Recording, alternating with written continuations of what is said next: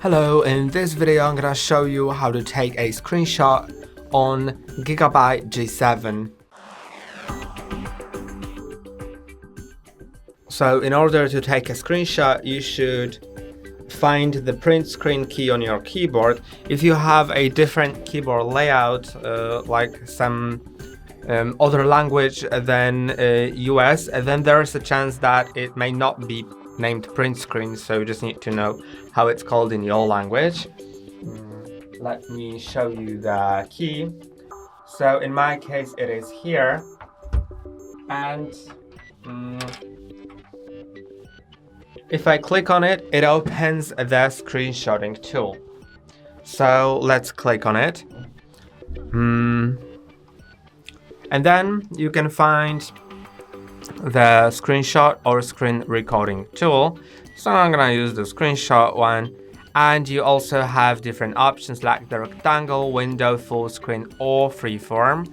I'm just gonna select the rectangle first, and you can draw the rectangle you wanna screenshot, and you receive the notification, but you don't have to click on it since it's automatically copied to your clipboard, so you can simply paste it somewhere by either right-clicking and clicking on paste, or clicking on Ctrl and V on your keyboard, and you can paste it into like a message that you're sending to someone, or into some image editor like GIMP, Photoshop, or Paint. And you can also find it as a file, as a PNG file in the File Explorer. So if you go to File Explorer, Pictures, Screenshots, you'll find your screenshot right here. And now let's get to the next type, which is clicking on the window option. Now you can hover over a window that you want to screenshot, click on it, and the whole window is screenshotted.